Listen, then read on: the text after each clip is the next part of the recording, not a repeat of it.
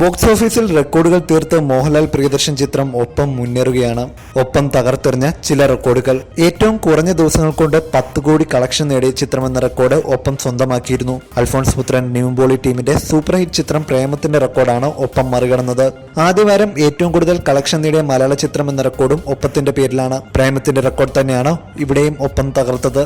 ഈ വർഷം പുറത്തിറങ്ങിയ ചിത്രങ്ങളിൽ ഏറ്റവും വേഗതയിൽ 20 കോടി നേടിയ ചിത്രമെന്ന റെക്കോർഡും ഒപ്പം സ്വന്തമാക്കിയിരിക്കുന്നു. വിനീത് ശ്രീനിവാസൻ നിവിൻപോളി ടീമിന്റെ ജേക്കബിന്റെ സ്വർഗരാജ്യം എന്ന ചിത്രത്തിന്റെ റെക്കോർഡാണ് ഒപ്പം തകർത്തത്. ചിത്രത്തിന്റെ കളക്ഷൻ ഒടുവിൽ പുറത്തുവിട്ടപ്പോൾ 15 ദിവസം കൊണ്ട് 23.5 കോടി രൂപയാണ് ബോക്സ് ഓഫീസിൽ നേടിയത്.